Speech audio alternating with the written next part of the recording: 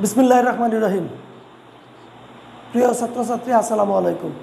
আশা করি আল্লাহর রহমতে তোমরা সবাই ভালো আছো। আমিও আল্লাহর রহমতে এবং তোমাদের দোয়ায় ভালো আছি।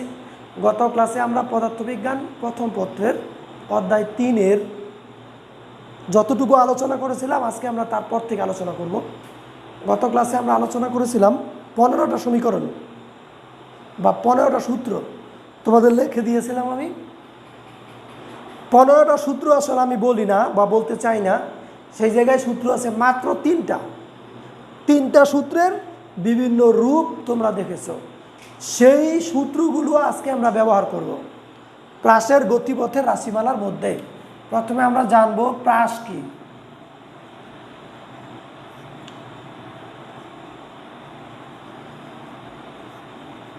অনুভূমিকের সাথে বা আনুভূমিকের সাথে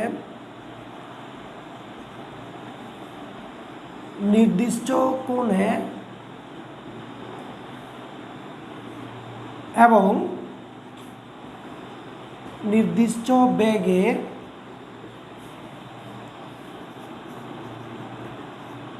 তির্যকভাবে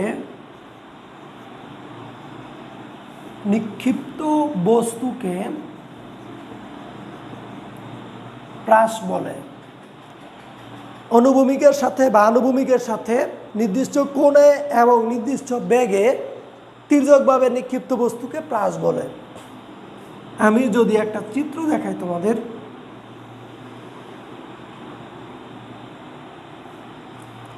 একটা বস্তুকে তুমি ভূমির সাথে একটা নির্দিষ্ট কোণে তির্যকভাবে নিক্ষেপ করবা। তির্যকভাবে কথাটার মানে কি?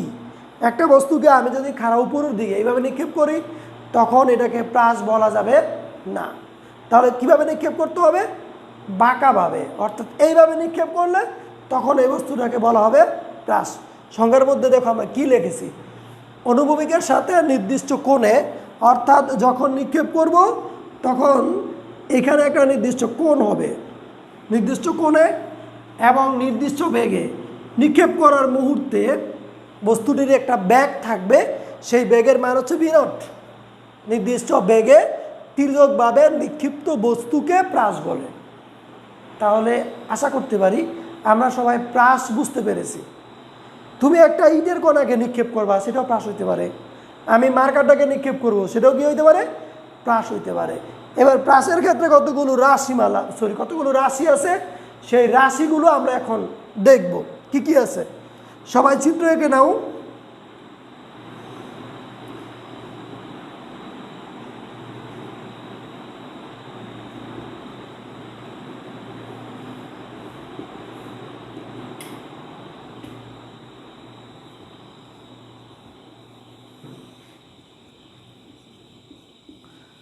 সবগুলো আমি লিখে দিচ্ছি।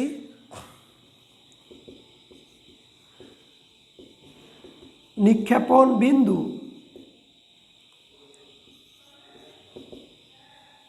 নিক্ষেপণ কোণ,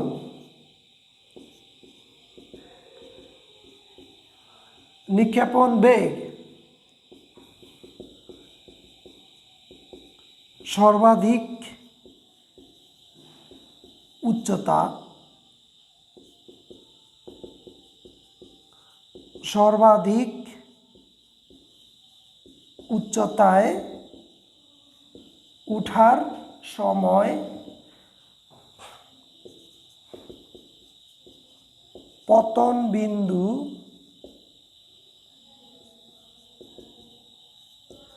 আনুভূমিক পাল্লা,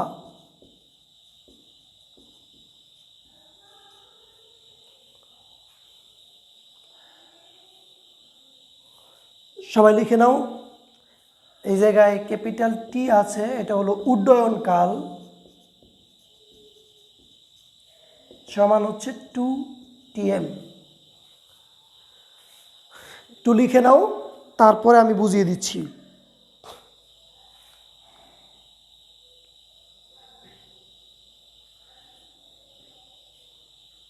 আমার মনে হয় অতিরিক্ত সময় তোমাদের দেওয়া দরকার নাই, বুঝিয়ে নেই।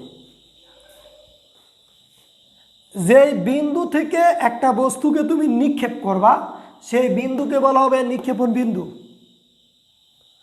থিটা নট ভূমির সাথে যত কোণে নিক্ষেপ করবা সেই কোণটাকে বলা হবে নিক্ষেপণ কোণ।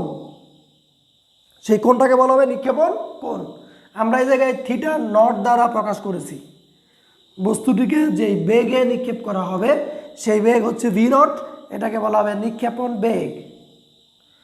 তোমরা জানো একটা বস্তুকে যখন উপরের দিকে তুমি নিক্ষেপ করবা বস্তুটি ধীরে ধীরে কি করবে, উপরে উঠবে। একটা সময় সে সর্বোচ্চ উচ্চতায় অবস্থান করবে, তারপরে আবার নিচের দিকে নামতে থাকবে। তাহলে বস্তুটা সর্বোচ্চ যে উচ্চতায় উঠে সেই উচ্চতাটাকে বলা হবে সর্বাধিক উচ্চতা, ক্যাপিটাল এইচ দিয়ে প্রকাশ করা হয়। টিএম সর্বাধিক উচ্চতায় উঠার সময়, নিক্ষেপণ বিন্দু থেকে সর্বোচ্চ উচ্চতায় উঠতে যে সময়টা লাগে সেই সময়টাকে বলা হবে টিএম। এম পতন বিন্দু, যেই বিন্দুতে গিয়ে বস্তুটি পড়বে সেই বিন্দুর নাম হচ্ছে পতন বিন্দু। এই জায়গায় আবার তোমাদের একটা জিনিস মনে রাখতে হবে, যেই তল থেকে নিক্ষেপ করা হবে সেই তলের যেই বিন্দুতে গিয়ে পড়বে। আমি এখন একটা বিল্ডিংয়ের ছাদ থেকে একটি বস্তুকে নিক্ষেপ করলাম, সেটা গিয়ে ভূমিতে পড়লো, সেটাকে বলা যাবে না।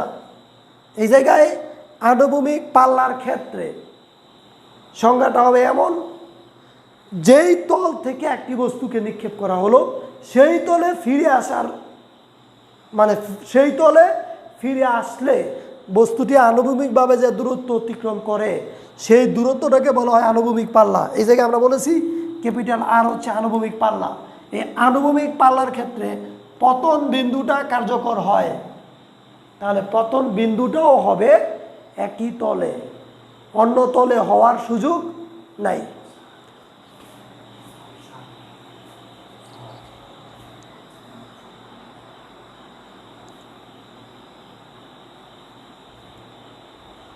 অন্য তলে হওয়ার কোনো সুযোগ নাই। তাহলে এই জায়গায় আমরা দুইটা জিনিস একটু বুঝে নিব, সেটা হচ্ছে আমি যদি এই লেভেল থেকে একটা বস্তুকে নিক্ষেপ করি তাহলে পতন বিন্দুটা হবে এই লেভেলে, এবং নিক্ষেপণ বিন্দু এবং পতন বিন্দুর মধ্যবর্তী যে দূরত্ব সেই দূরত্বটা হবে আনুভূমিক পাল্লা। কিন্তু যদি বস্তুটা এর থেকে নিচের দিকে পড়ে যায় তাহলে সেই জায়গায় আনুভূমিক পাল্লা আর হবে না। এতটুকু মনে রাখো, পরে আমি অঙ্ক করানোর সময় সামনের দিকে বলে দিব কিভাবে কোনটা করতে হবে, সেটা জানিয়ে দিব তোমাদের আমি। টি উড্ডয়নকাল। উড্ডয়নকাল হলো সর্বাধিক উচ্চতায় উঠার সময় এবং সর্বোচ্চ উচ্চতা থেকে একই তলে ফিরে আসার যে সময়, সেই দুইটা সময়ের যোগফল, সেটা হলো উড্ডয়নকাল। উড্ডয়নকাল দিয়ে আসলে কী বোঝায়? একটা বস্তুকে ভূমি থেকে তুমি যদি নিক্ষেপ করো, ভূমিতে ফিরে আসার পূর্ব পর্যন্ত যে সময়, সেই সময়টাকে বলা হবে উড্ডয়নকাল। আমরা এখান থেকে দেখতে পাচ্ছি capital T is equal two 2Tm লেখা যায়। কেন? সর্বাধিক উচ্চতায় উঠতে সময় লাগে Tm, সর্বাধিক উচ্চতা থেকে নামতে সময় লাগে Tm, তাহলে মোট সময়টা হলো 2Tm। এই জায়গায় তোমাদের আরেকটা জিনিস জানা দরকার, সেটা হচ্ছে আমরা স্বাভাবিকভাবে যেটা বুঝতে পারি, উপরের দিকে ওঠার সময় আমাদের কষ্ট হয় বেশি, নিচের দিকে নামার সময় আমাদের কষ্ট হয় কম। এই সেন্স থেকে আমরা যেটা বুঝি বা যেটা অনুভব করি সেটা হলো উপরের দিকে ওঠার সময়টা লাগবে বেশি, নিচের দিকে নামার সময়টা লাগবে কম। কিন্তু বাস্তবে উপরে উঠা এবং নিচে নামা দুইটার সময় লাগে সমান। সিঁড়ি দিয়ে ওঠার ক্ষেত্রে না, নিক্ষিপ্ত বস্তুর ক্ষেত্রে প্রযোজ্য। কেন, মানে কিভাবে বা কেন, সেটা আমরা এখন জানতে চাই। একটা বস্তুকে তুমি যদি আমার এই হাতের এই জায়গা থেকে নিক্ষেপ করো, 10 মিটার পার সেকেন্ড বেগে আমি নিক্ষেপ করলাম, বস্তুর বেগ কমতে কমতে সর্বোচ্চ উচ্চতায় গিয়ে 0 হবে। এখান থেকে যখন আবার নিচের দিকে নামবে তার বেগ বাড়তে বাড়তে হাতের কাছে পৌঁছাবে। যদি আমি আমার হাতের কাছ থেকে 10 মিটার পার সেকেন্ড বেগে উপরের দিকে নিক্ষেপ করি, তাহলে সর্বোচ্চ উচ্চতায় যদি বেগ 0 হয়, নিচের দিকে নামার সময় আমার হাতে যখন পৌঁছাবে তখনও 10 মিটার পার সেকেন্ড বেগ অর্জন করবে। প্রশ্ন কেন? উত্তর হলো, উপরের দিকে ওঠার সময় বস্তুটি প্রতি সেকেন্ডে 9.8 মিটার পার সেকেন্ড করে বেগ হারায়। হারাতে হারাতে একটা সময় পরে বেগের মান 0 হয়।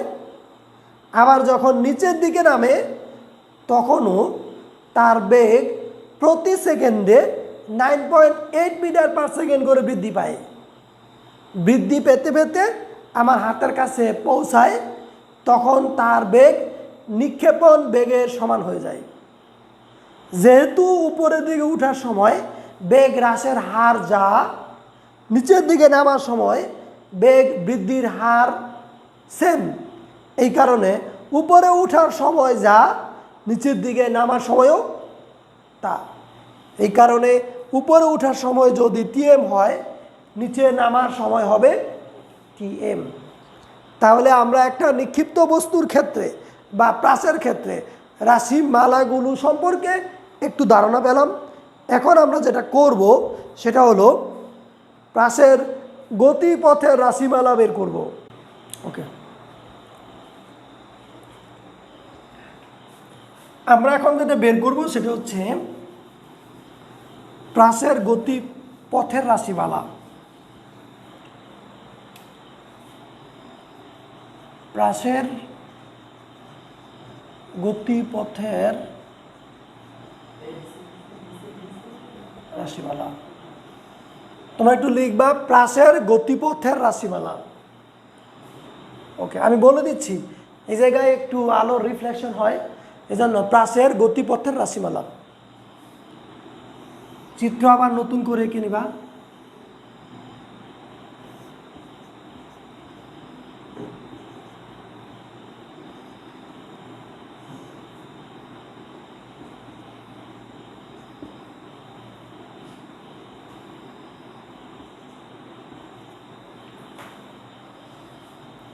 মনে করি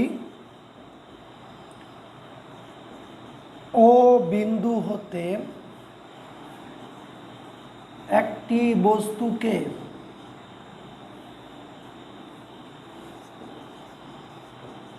আনুভূমিকের সাথে থিটা নট কোণে এবং ভি নট বেগে নিক্ষেপ করা হলো।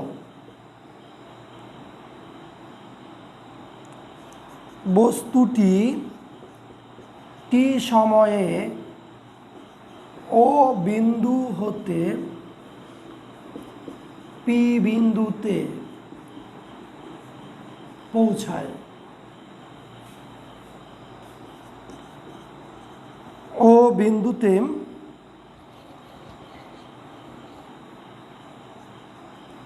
বস্তুর বেগের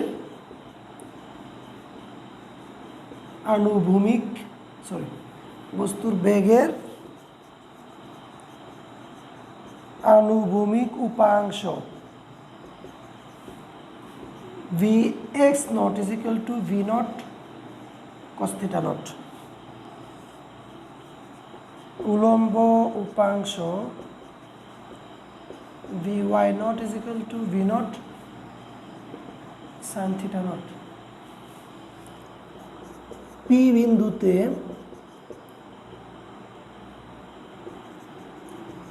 বস্তুর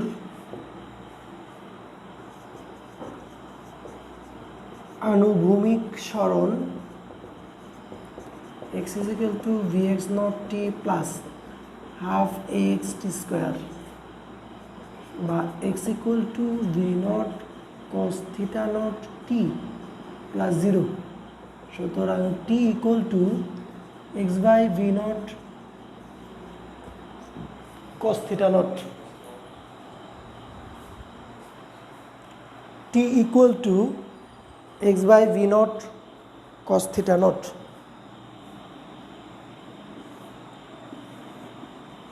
উলম্ব উপাংশ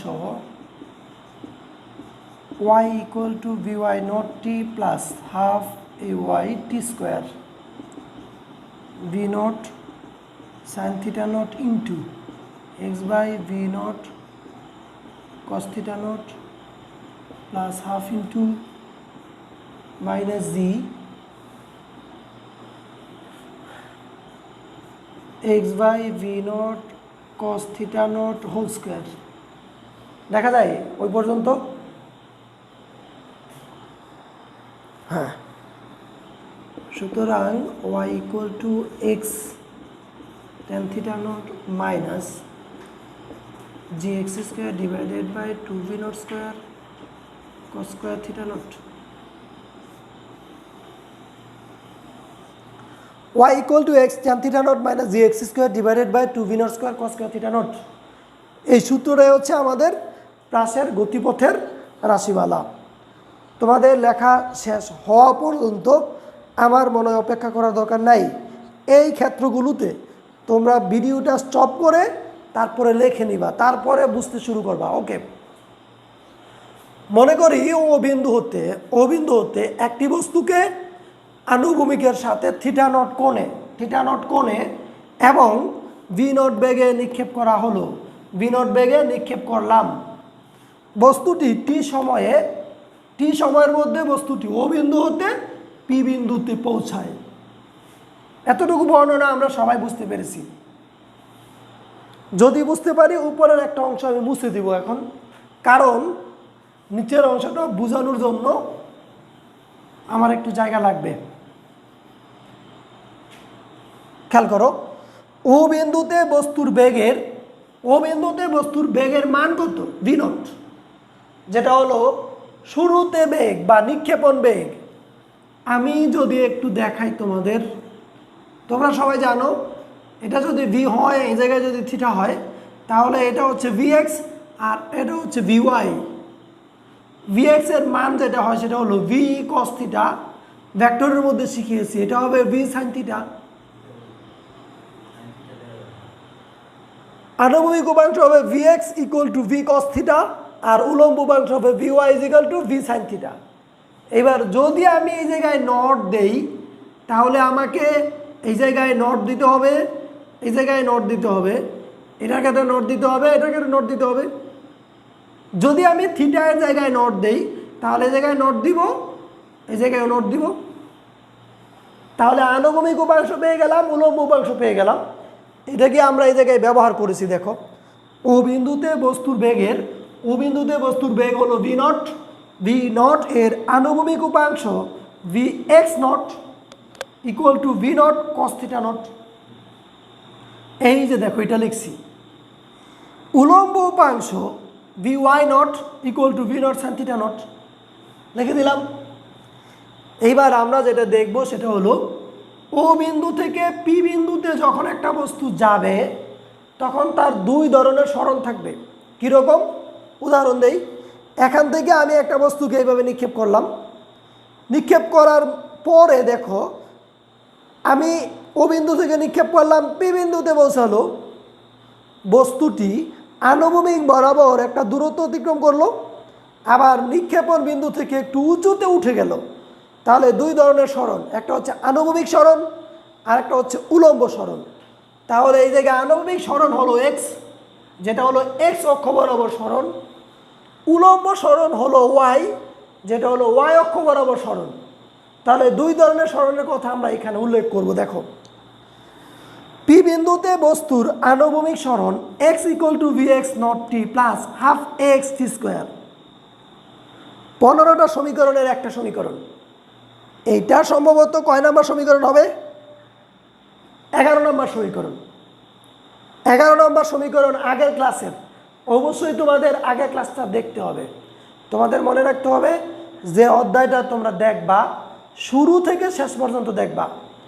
প্লে লিস্টে ঢুকবা, প্লে লিস্টে ঢুকার পরে ধারাবাহিকভাবে লেকচারগুলো দেখবা। মাঝে মাঝে থেকে একটা লেকচার দেখলে তোমরা দেখবা যে অনেক কিছুই বুঝতেছো না। অনেক কিছু না বুঝলে পদার্থবিজ্ঞান কিন্তু ভালো লাগবে না। যতক্ষণ তুমি একটা সাবজেক্ট বুঝবা ততক্ষণ ভালো লাগবে, আর যদি না বুঝো তখনই বিরক্ত লাগবে। ওকে, তাহলে আনুভূমিক সরণ x equal to vx naught T plus half X T square, যারা আমরা আগের ক্লাস করেছি তারা সবাই জানি। ওকে, এইবার দেখো vx নট এর মান V naught cos theta not বসিয়ে দিলাম, টি টি এর জায়গায় রয়ে গেল হাফ এক্স টি স্কোয়ার। এবার এক্স এর মান হচ্ছে 0। আমি এইটাও গত ক্লাসে আলোচনা করেছিলাম, নিক্ষিপ্ত বস্তুর ক্ষেত্রে ত্বরণের আনুভূমিক উপাংশ অর্থাৎ এক্স ইকুয়াল টু 0 এবং ত্বরণের উলম্ব উপাংশ অর্থাৎ A Y equal two minus জি, এই দুইটাই আমাদের আগের ক্লাসে আলোচনা করা ছিল, সুতরাং তোমরা একটু দেখে নিও। তাহলে এক্স এর মান যদি 0 হয় সম্পূর্ণ অংশটা হয়ে যাবে 0। এবার T equal to X divided by V naught cos theta naught লেখা যায়।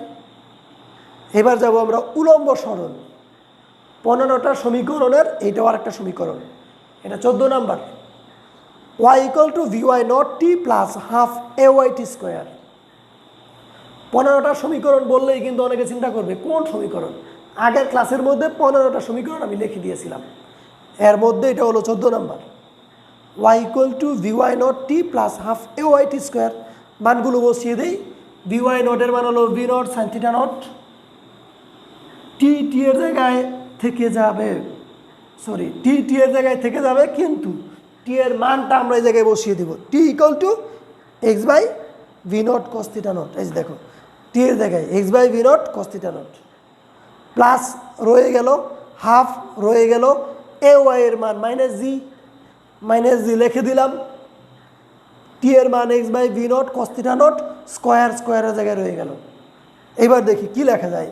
ওয়াই বাম পাশে রয়ে গেল, ভি নট কাটা যায়, এক্স রয়ে গেল, sine theta naught divided by cos theta naught সমান লেখা যায় ট্যান থিটা নট, প্লাসে মাইনাসে মাইনাস, উপরে হলো জি এক্স স্কোয়ার, নিচে হলো টু রয়ে গেল, v naught square cos square theta naught. তাহলে আমাদের এই সূত্রটা ভালোভাবে মনে রাখতে হবে। Y equal to x tan theta naught minus g x square divided by two V naught square cos square theta naught. আমি যতটা স্পিডে বলেছি তোমাদের আরও বেশি স্পিডে এটা বলতে হবে। তুমি মাঝে মাঝে তোমার নাম ভুলে যাবা, প্রাসের গতিপথের সমীকরণ ভুলবা না, এমনভাবে মনে রাখতে হবে। ওকে, তাহলে এই জায়গায় কোনটা কোন রাশি আমরা সবাই ভালোভাবেই জানি। এক্স হলো আনুভূমিক সরণ, ওয়াই হলো উলম্ব সরণ, থিটা নটটা হলো নিক্ষেপণ কোণ, আর ভি নটটা হলো নিক্ষেপণ বেগ। এখন আমরা আরও কয়েকটা সমীকরণ প্রতিপাদন করব, তারপরে গিয়ে আমরা অঙ্ক করতে পারবো।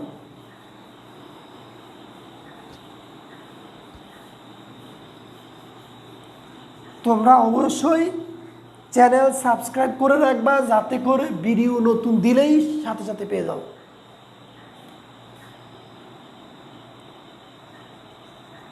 সর্বাধিক উচ্চতা আমরা জানি vy square is equal two vy not square plus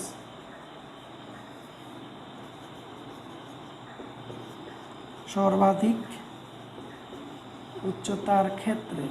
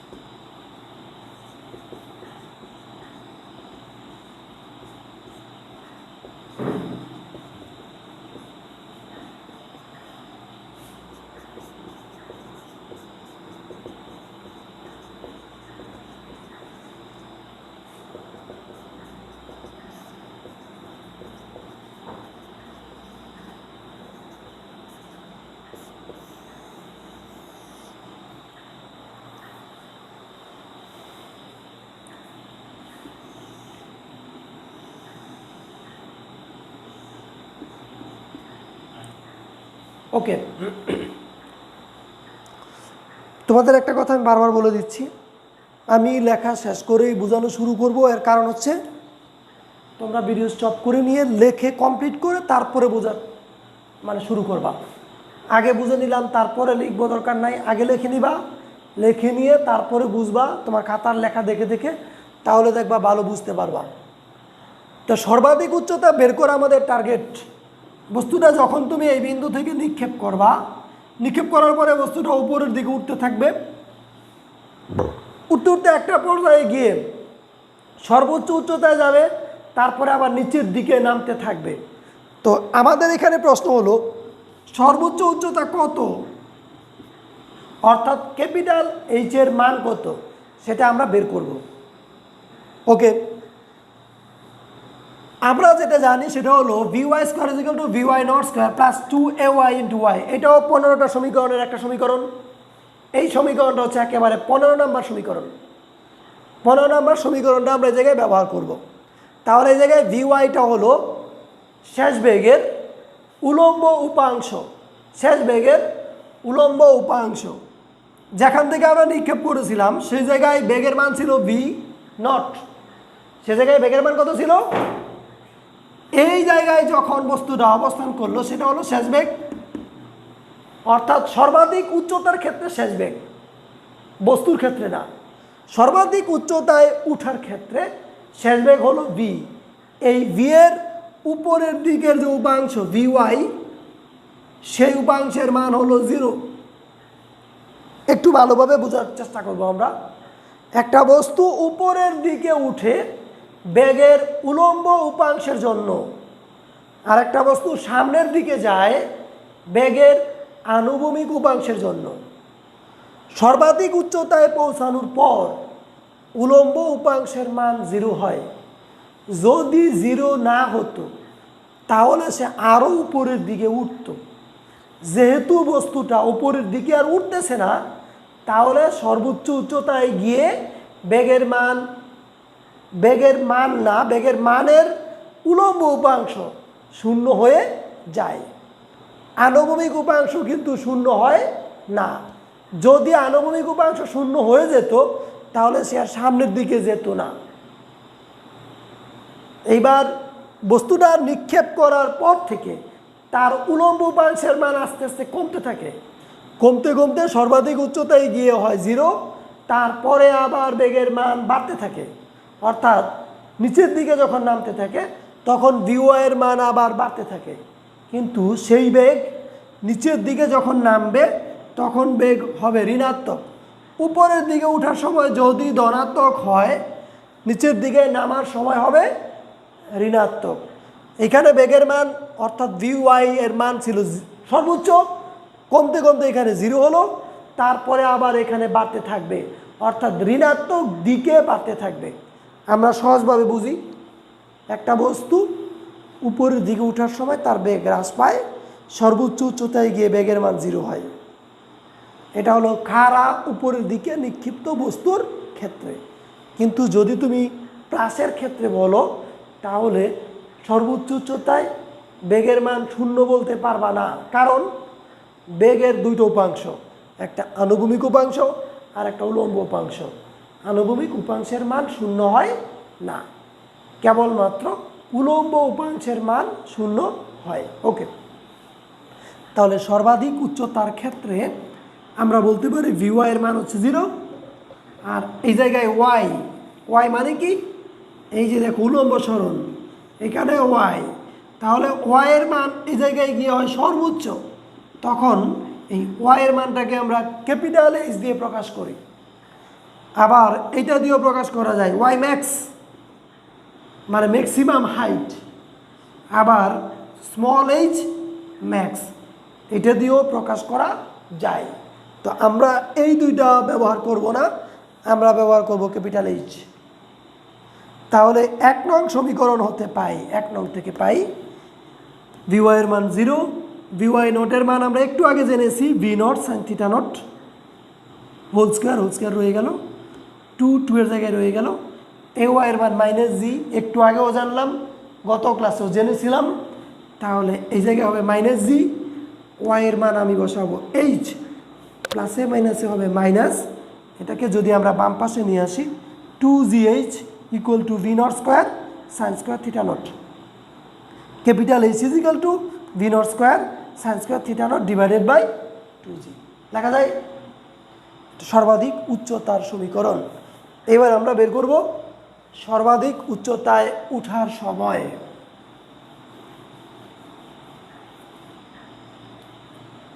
সর্বাধিক উচ্চতায় উঠার সময় vy is equal to vy not plus ayt। সর্বাধিক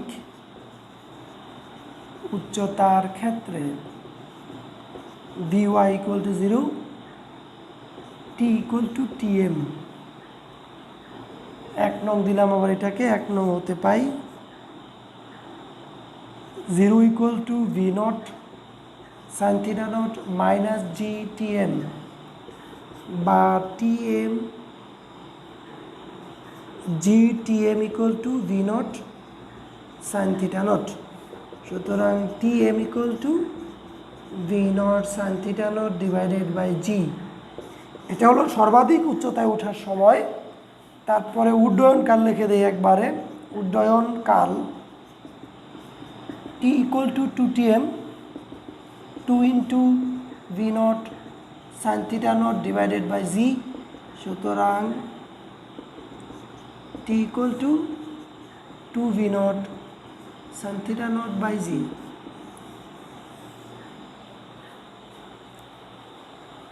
তাহলে আমরা এখানেও দুইটা সমীকরণ পেয়ে গেলাম।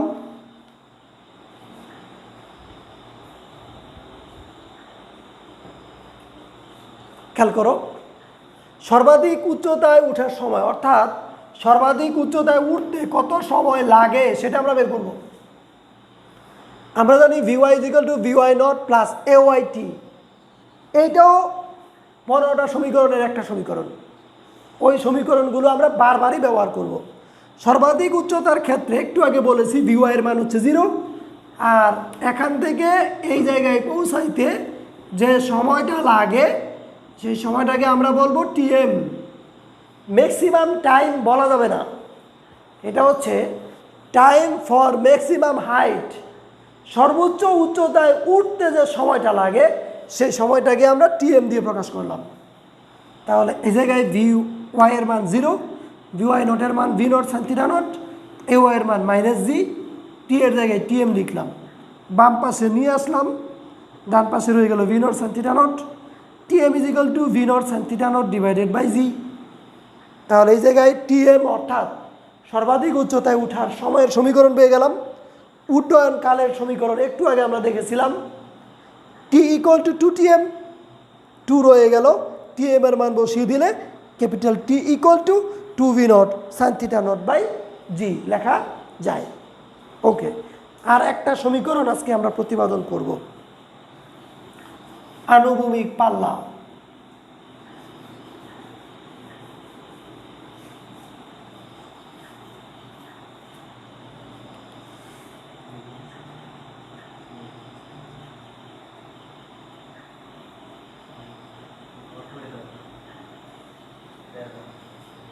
আনুভূমিক পাল্লা, আনুভূমিক পাল্লা সমীকরণ বের করতেছি আমরা জানি y equal to x tan theta naught minus jx square divided by 2v naught square cos square theta naught।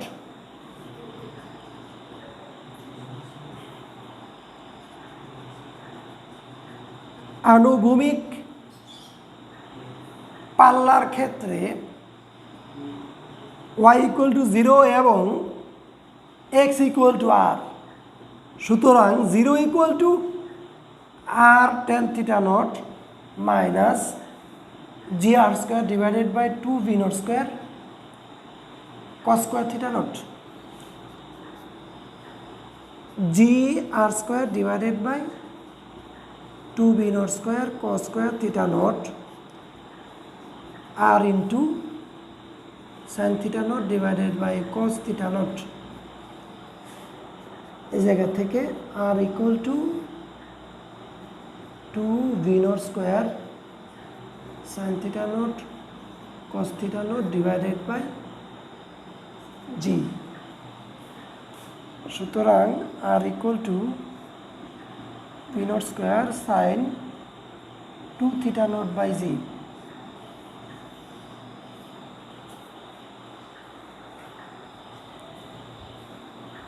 বোর্ডটা একটু ক্লিয়ার করে দিলাম যাতে করে তোমরা বন্ধ করে ঠিকঠাক মতো লিখতে পারো। ওকে, এবার দেখো আমরা যেটা বের করবো সেটা হলো আনুভূমিক পাল্লা। আনুভূমিক পাল্লা কাকে বলে? নিক্ষেপণ বিন্দু এবং পতন বিন্দুর মধ্যবর্তী দূরত্ব হচ্ছে আনুভূমিক পাল্লা। নিক্ষেপণ বিন্দু এবং পতন বিন্দু দুইটা বিন্দু থাকতে হবে একই তলে, তখন আমরা আনুভূমিক পাল্লা পাবো। দুইটা বিন্দু একটা উঁচুতে আর একটা যদি নিচুতে হয় তাহলে আনুভূমিক পাল্লা পাওয়া যাবে না। ওকে, এবার এখান থেকে যখন আমি নিক্ষেপ করেছি তখন ওয়াই এর মান ধরলাম 1 মিটার, এখানে গিয়ে ওয়াই এর মান 2 মিটার, এখানে গিয়ে ওয়াই এর মান সর্বোচ্চ, তারপর এই জায়গায় ওয়াই এর মান কমতে থাকলো, এই জায়গায় ওয়াই এর মান কমতে থাকলো, পতন বিন্দুতে গিয়ে ওয়াই এর মান হয়ে গেল 0। যখন বস্তুটা পতন বিন্দুতে গিয়ে পৌঁছালো সেই সময় দেখো বস্তুটির আনুভূমিক যে দূরত্ব, সেই আনুভূমিক দূরত্বটা হলো এক্স এর মান হয়ে যাবে আনুভূমিক পাল্লা, অর্থাৎ আনুভূমিক দূরত্বটাই হচ্ছে আনুভূমিক পাল্লা। কখন?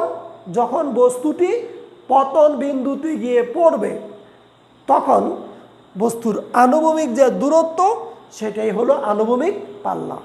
তাহলে আমরা দেখতে পাচ্ছি আনুভূমিক পাল্লার ক্ষেত্রে ওয়াই এর মান হবে 0,